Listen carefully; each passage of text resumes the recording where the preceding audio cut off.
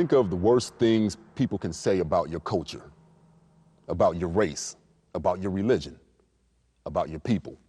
Are they true? Could it be that you're not as smart, or you're money hungry, or you're a drunk, or you're cold and calculating? Of course not. You're an individual. Chances are your culture has made contributions in a masterful way to cultures throughout the world. But the more the bigots say it, the more it seems true. The more these stereotypes are hoisted upon the cultural landscape, the more people look at blacks and Jews, Muslims, Catholics, Native Americans, Asians, and Hispanics with wary eyes, wondering if the demonizing insults are true. How in the world can you believe in yourself if those around you believe you're a lesser life form? Dr. Carter G. Woodson had an answer for that. That answer is knowledge.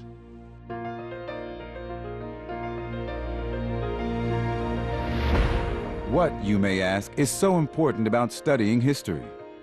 The answer is as simple as it is important. If you knew your culture's history was directly linked to great writers, powerful leaders, successful business people, and pioneers, wouldn't that make you proud? Wouldn't that inspire you to do great things yourself? Those who endeavor to understand their own history are paving a path toward a bright future. Carter G. Woodson, the father of Black history, knew that knowledge of the African American experience would be the last way to destroy the chains of slavery. And so he made it his life's passion. In early 20th century America, it was popularly accepted that blacks in Africa had contributed nothing to world civilization, that slavery actually benefited those Africans who had the good fortune to be caught up in the slave trades. It was damaging African Americans because they too were being exposed to these ideas and accepted them as truth, and it had a damaging effect on their self-esteem and their belief in themselves to be able to go on and educate and contribute to the world. Those kinds of distortions not only permeated the world of white Americans, but sunk deeply into the souls of African Americans. If one was to believe these lies about his own people, then how could he achieve the confidence to break the mold? In 19 books and dozens of published articles, Carter G. Woodson worked to erase that false history and began to help all Americans of all cultures to understand the true history of the African people's experience in America and across the world. When you think of black people as inferior, it would only make sense, this argument that they had done nothing to contribute to the world. So he's going to point out all of those fallacies and really try to give the black community a rallying point around which to push their efforts, that we really needed to do something to make people aware, not just black people, but white people, about all of the contributions that people of African descent, both on the continent of Africa and also in this country, have made to the world and to the United States of America. He believed that hard facts, through research and fair-mindedness, would bring balance to history, and that his thesis was that all peoples in the world had made a contribution to civilization. And once that people on a mass scale understood this, there would be greater respect for all races, all ethnic groups, all religions.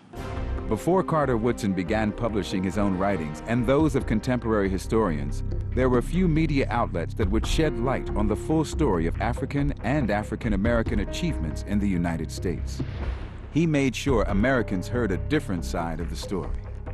In 1926, Woodson founded Negro History Week, which later evolved into Black History Month. To this day, the occasion continues to remind all Americans of the great accomplishments of writers, entrepreneurs, civil rights leaders, artists, and educators who helped create modern America.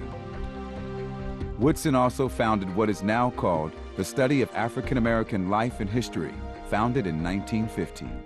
This is the agency that decides on the theme for Black History Month each year. This legacy is still helping to inspire new generations of young people with true stories of outstanding achievements by Americans of African descent. No person can't imagine where he's going unless he knows where he's been. The more I learn as I've continued to educate myself and to study about people like James Lafayette, like Anthony Johnson, like Maggie Walker, it's an absolute inspiration to me because not only did they look like me, but because here you have an individual with enough character, enough strength, enough skill that living in some very difficult times, they were able to use what they had, no excuses, no pity parties, but use what they had to advance their cause and take not only themselves, but other people to another level. Across our country today, African Americans have overcome terrible lies and stereotypes to achieve great success. Carter Woodson inspired each of these people to understand the success that has been achieved by pioneers of their culture and the contributions they have made and are now making to our nation. Hello, and welcome to another edition of the Umoja Circle.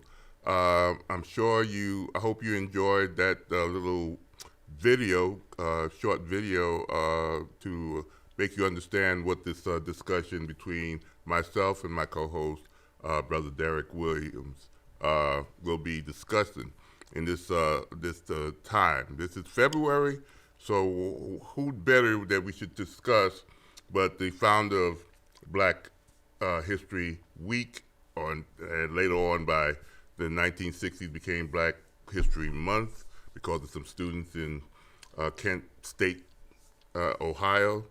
But before I start, for those of you who are new to the show, the Umoja Circle is an African-centered talk show. And our purpose is to correct errors where errors are found and introduce facts where we find that so many people are working on fiction about who we are as Black people and about our community. And what a better way of emphasizing that, but by talking about an individual and a celebration that he established over 100 years ago. Coming up to a 100-year anniversary. His organization was established, that started that in 1915, so that's like 107 years ago. That's Brother Carter G. Woodson. Again, the Umoja Circle not only corrects errors, but we also believe that only through dialogue can there be a shift in consciousness, right? And when you have a shift in consciousness, you have a shift in the world. And this world that we live in the 21st century, one of the questions we're going to try to answer in our brief discussion about Carter G. Woodson, a little bit about who this man is and why he thought it was necessary to establish this. It was not out of some kind of ego trip. He saw a definite, this man is a great scholar, one of our great minds of the 21st century. And he saw a need, there was a need for, he didn't like what he saw, how our people were functioning during that period of time. He talked about 1915. That's the height of Jim Crow segregation, or what I call it now, way before South Africa. That was apartheid in America. Absolutely. And we were functioning in a certain way, first of all, a survival mode, in order to do that, and certain behavioral patterns. And then on top of that, it was compounded by the institutions that supposedly educated us during that period of time. And that was the dominant group, the same people who controlled us for 246 years of enslavement until 1865, and then another 100 years, and he was in the middle of that 100-year stretch, tried to educate us or set the curriculum of who we are, and it did not make us look very good. It enhanced the dominant group's image of themselves and justified their mythology about why they did what they did. How you feel about that, brother? Yes, I think you hit it right on the head. I mean, it was a state of the Black people's existence. Like we have the state of Black America.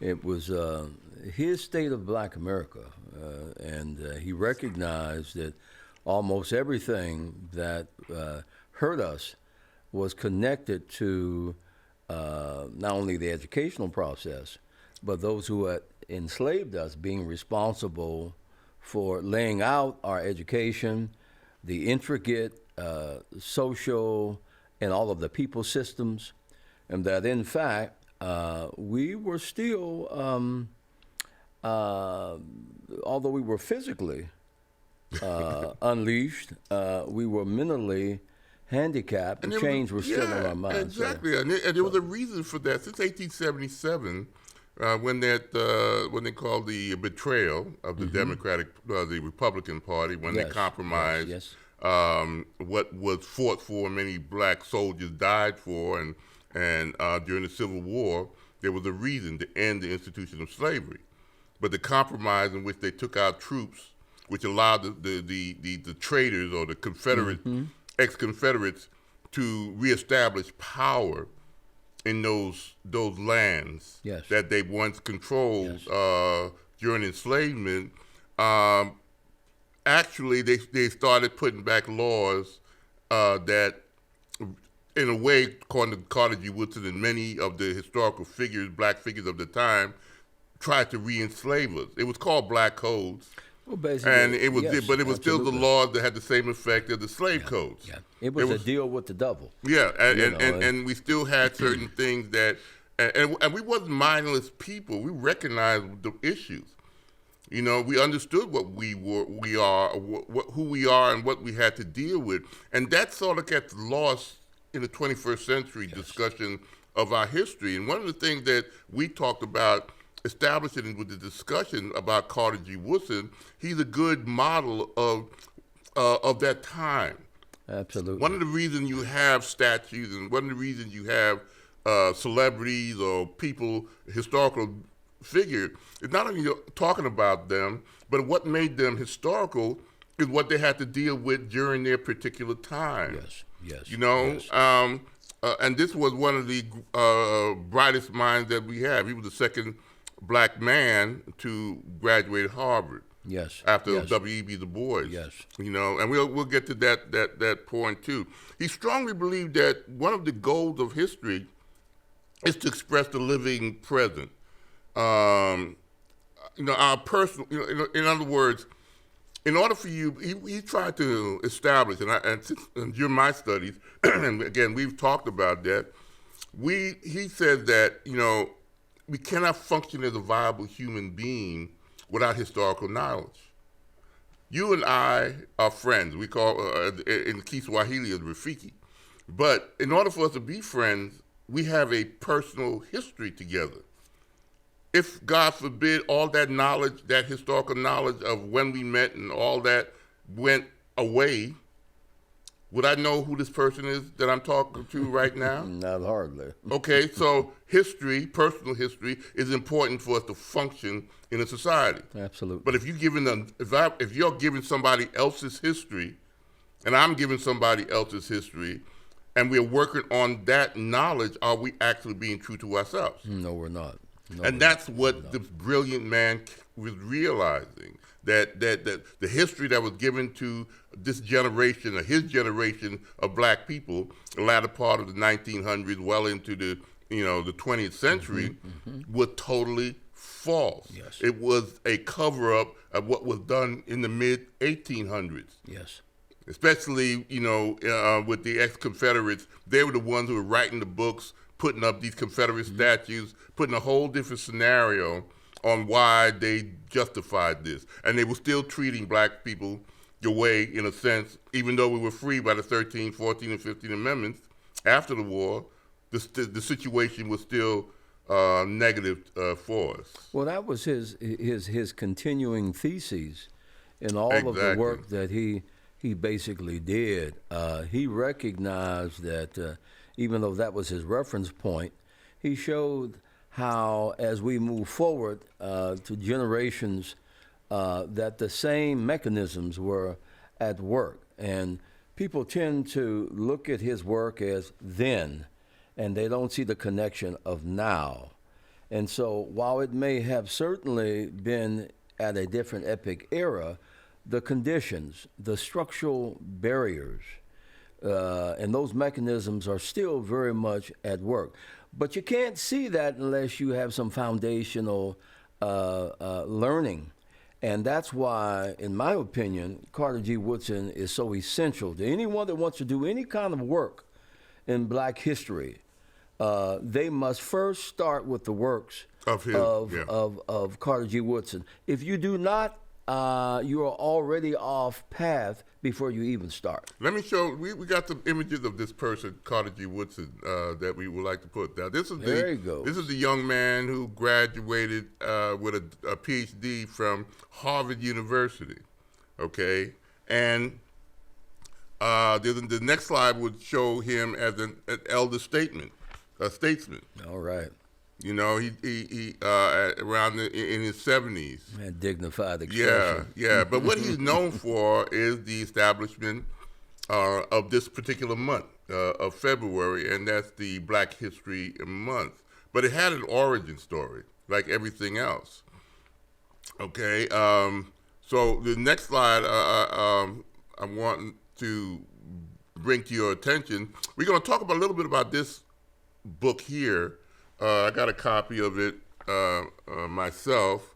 Like everything else, when we talk about a discussion, Brother Derek and I use books to get our information. We just don't Google things. We read and we study what we're talking about. To the wee hours of the night and morning. Yeah, and constantly, and we discuss it between each other. You know, he had, again, a history.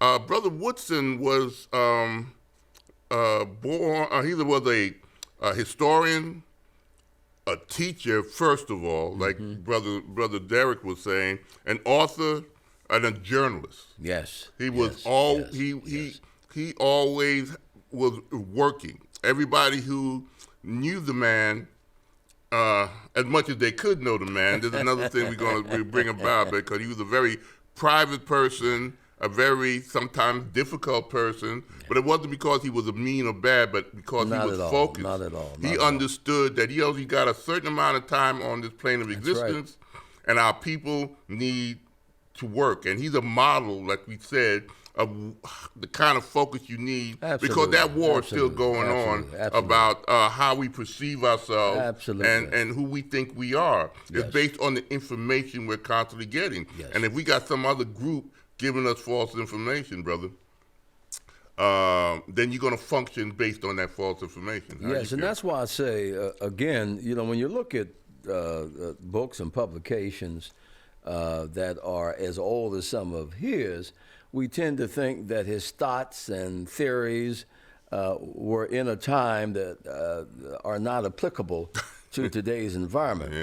And that's why I say, if you're serious about any study, any analysis, it is incumbent upon us to have in our libraries the works of Carter G. Woodson. And like you said, a disciplined person. He gave us a model of what discipline is all about. There has to be total dedication, and that while people criticized him for that. Oh yeah, he had to bump heads with the people who tried to fit in the system. Yes. But the system was not working for our people. That's right. And that was the conflict. How do you try to convince your people who are, you know, you get your chance as an educator, black person, to go to a college. Yes. All right. And you had the first person to graduate Harvard was W.E.B. Du Bois. That's right. Another brilliant. Carter G. Woodson was number 2. Yes. And the thing is that they were contemporaries. Yes. And with W.B. Du Bois in chapter 7 of his famous book, Soul of Black Folks, talks about the talented 10th. Yeah. And that's the 10% of the black population that's supposed to be the brilliant ones. And if we could get them to work and go to Harvard and Ohio State or wherever in the America that the higher so-called higher education, Cornell and places like that will bring that education back. But Carter G. Woodson was saying, But what are they being educated with? What information are Who's they educating them? Yeah, and the information that Yeah. well, you forgot that the educational system only focuses on Western culture. Yeah. The people that came on this shore in 1619, then even though in African history we were connected to that, but they're not talking about that. They act as if these people who came on these shores in Virginia, in Port Comfort, in 1619 were like empty vessels. Yes. And it was, and if you ignore the thousands of years of African history, and you start from 1619, no problem with the 1619 project. Yeah. I think that's better than nothing. I like that. Yeah. But everything that comes after this is instead of showing that it was a loss of thousands of years of history, we act like we've gained something with a little bit of information that was weeded out to us, or we had to struggle to get from 1619 to today. Yeah. And as you do the analysis of his premise, that just merely studying the classics or the idea of the English literature, 10%, he was essentially saying that the institutions that we were attending to ascertain this information was not only manipulated, but it was one of the structural barriers that kept us from being accountable for our own information. Thank you. And so in a sense, you would have people who are walking around with degrees of emptiness, just because it didn't benefit anybody. Here's Dr. So-and-so, but their minds in terms of filled with information, tremendous knowledge and of our origins and all of the things that Carter G. Woodson felt was essential to getting us ready to be responsible for our own future. He was essentially saying, hey, without having us controlling that education, all you do is come out with a degree that was fostered by people who were responsible for your conditions in the first place. To that point, again, it's always a book. Now we talk about the miseducation of the Negro, and he whether you want to know it or not, he was down on those talented tenths. Yes. Okay, and that came out in 1933. He wrote it in 32. Published it by black publishing company. Right. But before he wrote that, in 1915, when he established his association for the study of at the time Negro life and history, that was the organization that established Black History Month This in 1920. Okay. This preceded it. This is one of his earliest books, and guess what it says? He wanted to show the education of the Negro. Yes. In other words, before 1861. Yes. This image of black people being ignorant and dumb and it wasn't until we got white influence that we had this thing about education. We've always, again, those people who came off those torture ships we call slave ships, came from ancient civilizations, were well educated, were doctors, lawyers, gardeners, no different than you find in any society to this day. Yes. But he wanted to show that we had schools. The earliest black schools were in Virginia in 1833, way before the Civil War. Wow. Black people were trying the to sensibility educate. of that book. Because everyone knows him as a miseducation. That's all we know. And like you said, we have to focus on what we've done, not always approach a topic from the negative perspective, but be able to look at the inclusionary progress that we've made. And you can see his mind at work, Dedicated scholar. He saw a need to study the things that we had done and the things that we had done well, not just from a critical criticism standpoint. And to show you how important we talk about history, I want to emphasize it over and over again. I use our example as friendship for our personal history. We cannot function as this thing called friends if we had no knowledge of who we are, Absolutely. or what we've done, or what our experiences. But go in your mundane life, when you go get go to a doctor, you think that doctor in the present moment you walk into, he's going to know everything about you? What is the first thing he's going to talk to you about? Before he even touch you, he's going to get your personal medical history. That's right. You go to a bank. You go to a bank and ask for a loan to do whatever you want to do now, today. They want your financial background. You got to have that financial history. And the idea that you could have a group of people for hundreds of years, it was made illegal to be taught. Yes. Well, you lose your life. You lose your life. And if you are a white sympathizer, that's a history that people don't even know, because when you ignore black history, you ignore those white people who were our allies. That's right. That thing. Their sacrifices Both ignored. groups are victimized. Yeah, because you don't know anything about those folks who they're like the Quakers and all that, you know? Because you hear a lot of conservative or people who don't know history or pretend say that that's how they thought at that time. You know, like talk about the founding fathers. You know, 41 of the 56 who signed the Constitution were slaveholders. Yeah. And they'll come up with this. They'll try to white-splain to me that that's how they thought at the time. But what I always ask them, since I study history, is that what about the Quakers who lived at the time?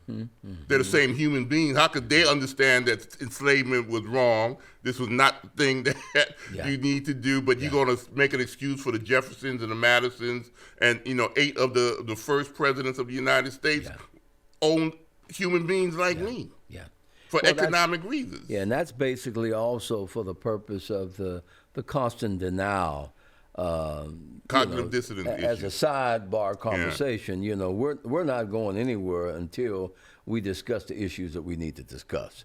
And that's the thing. Until we have a true dialogue, like we said early in the show, the purpose of the Umoja Circle is to understand that until you have a true dialogue where you get new information, you cannot have a shift in conscience. And if you're going on wrong, false, past information, you're not going to move forward. Absolutely. Was it Jorge or George Santayana said, if you don't learn the lessons of history, you are doomed to repeat it. That's right. Because look what we're doing in the 21st century right now to this day with this anti-critical race theory or book burnings that just happened a week ago in the news. Yeah.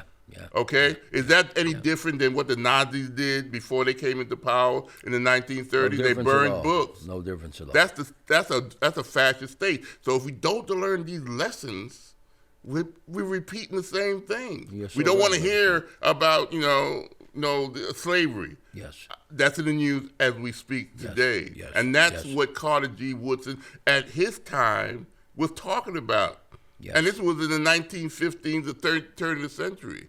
I mean, I'm going to go more in his background in the next show, but we want to set this example up of why he started Black History and why we need Black History Month, even as we speak today. It's more than just dates and times and pointing to, maps and stuff like that.